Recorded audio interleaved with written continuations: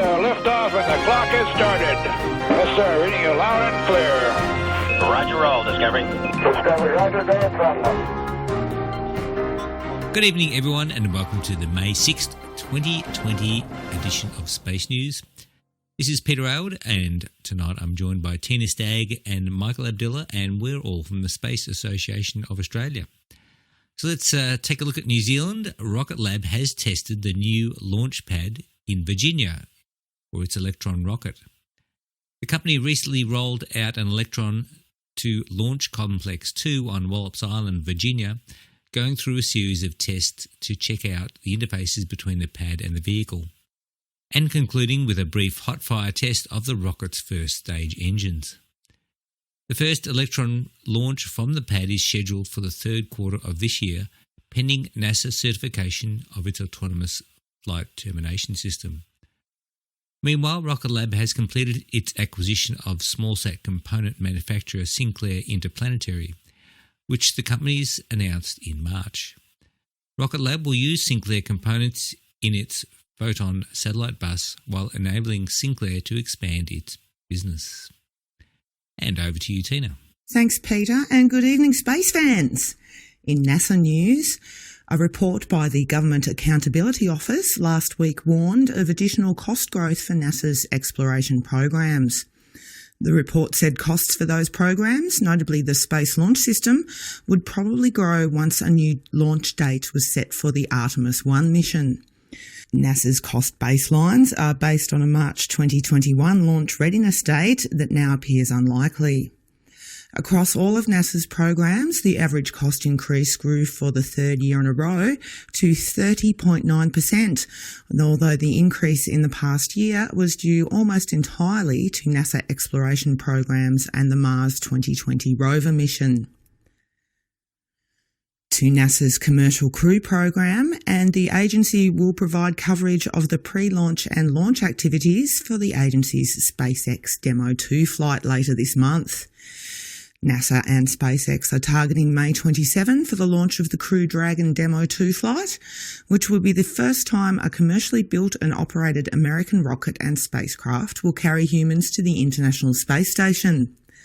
The launch, as well as other activities leading up to the launch, will air live on NASA TV and the agency's website.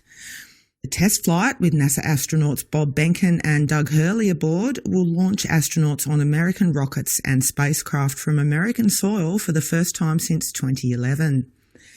The SpaceX Crew Dragon spacecraft will launch on a Falcon 9 rocket from historic Launch Complex 39A at NASA's Kennedy Space Center in Florida. It is scheduled to dock with the space station on May 28. To NASA's Moon program, and NASA has selected Blue Origin, Dynetics and SpaceX to begin work on designs for human lunar landers for the agency's Artemis program. The three companies last week received awards worth a combined $967 million for NASA's Human Landing System program.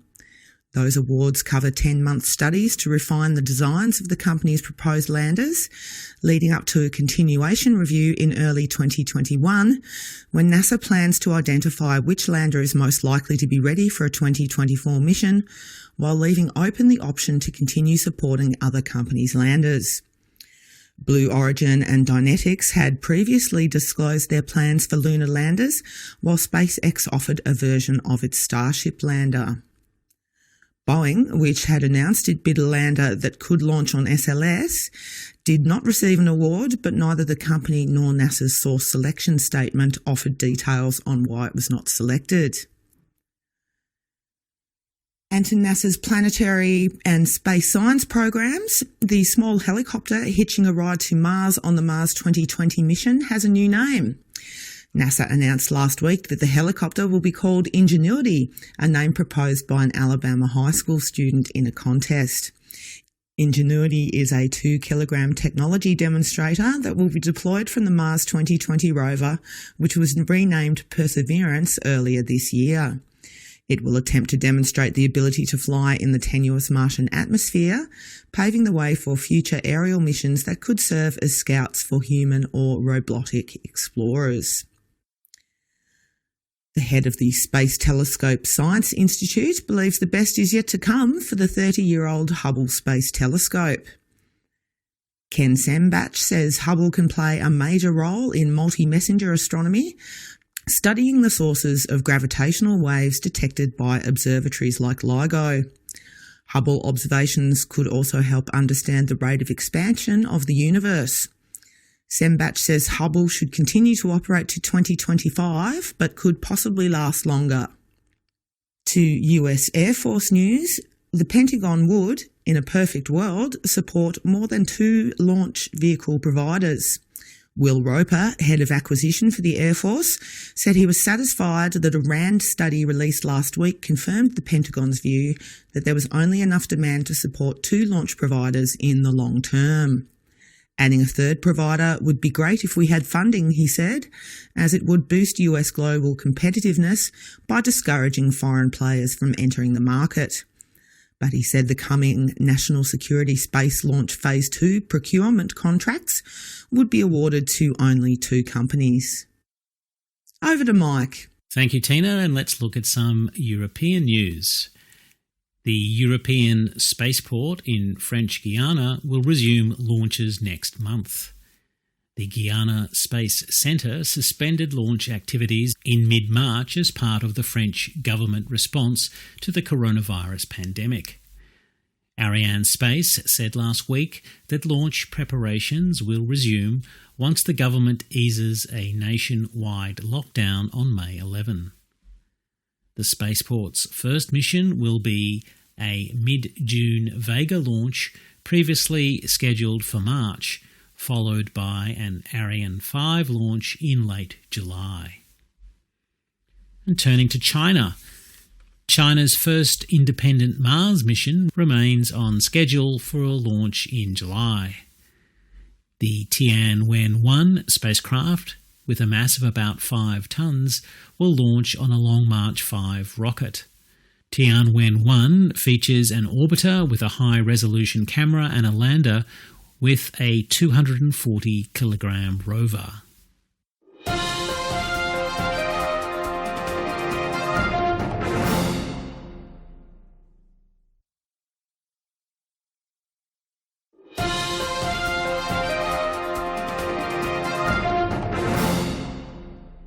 And moving to Ukraine. The new head of Ukraine's space agency is trying to revitalise the country's space industry. Volodymyr Yusov, who took over as head of Ukraine's state space agency in February, says he's worried about the long-term health of the industry, which he argues is still managed like it was during the Soviet era. Yusov says he wants to transform the current industry into a mix of both private and state-run companies that would be better able to compete for projects globally. Without such reforms, he warned the country's space industry might collapse, with talented engineers moving to other countries. And moving to commercial space news and SpaceX. A SpaceX Starship prototype passed a pressurization test last week. The Starship SN4 vehicle, on a pad at the company's South Texas facility, was loaded with liquid nitrogen for a cryogenic pressurization test. 3 earlier Starship prototypes were destroyed in similar tests, but the SN4 vehicle survived this one. SpaceX chief Elon Musk said the vehicle will be ready for a static fire test with a single Raptor engine, with a low-altitude test flight possible in the coming weeks.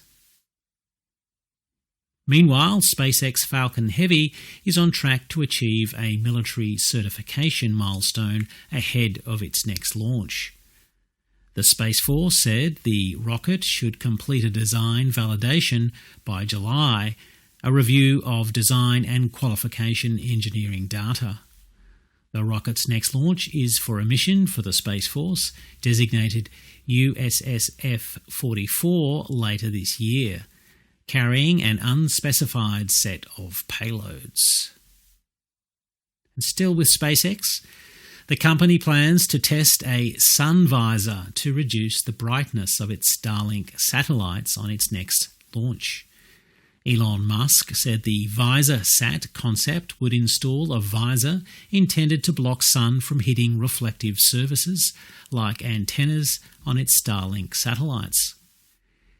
It is intended to significantly reduce the brightness of the satellites as seen from the ground, a concern for many astronomers who worry the constellation could interfere with their observations.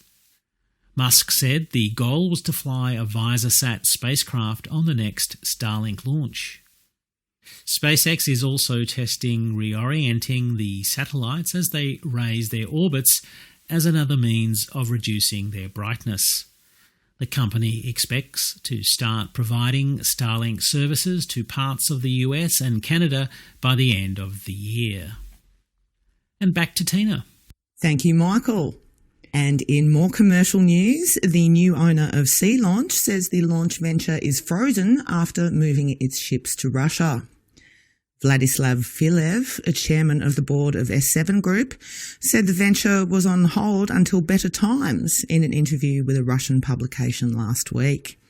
Sea Launch's command ship and mobile launch platform was recently relocated from California to a port near Vladivostok, but Filev appeared to regret the move, saying it cost more to keep the ships in port in Russia than he had been promised. He declined to comment on what launch vehicles Sea Launch might use when it resumes operations. And Northrop Grumman. Northrop Grumman says test data confirms development of the Omega rocket is on track. Data from static fire tests of the rocket's first and second stage solid fuel motors supports continued production of hardware for the rocket, slated to make its first launch next year. The company changed the design of the nozzle on the first stage after it appeared to shatter near the end of its static fire test, which the company blamed on a ground test phenomenon that would not occur in flight. Northrop Grumman is one of 4 companies competing for 2 launch awards from the US Space Force later this year. And Northrop Grumman is cautiously optimistic about the demand for satellite servicing. The company highlighted its accomplishments in that area during its first quarter earnings report last week, including the successful docking of its MEV-1 life extension vehicle with an Intelsat satellite and a DARPA award for the RSGS satellite servicing program. Company executives said satellite life extension would be a robust and growing market. And back to Pete. Thanks, Tina. Our sun appears less active than other stars of the same type. Astronomers studied several thousand stars in data from the Kepler Space Telescope that were similar in age and size to the Sun, including many with similar rotation periods. The stars with similar rotation periods were up to 5 times as active as the Sun, although stars whose rotational periods could not be measured appeared to be as quiet as the Sun. The results could mean that the Sun is capable of more intense periods of activity, or that it is in a magnetic midlife crisis and transitioning to a quieter phase. Well, I hope the Sun is feeling okay.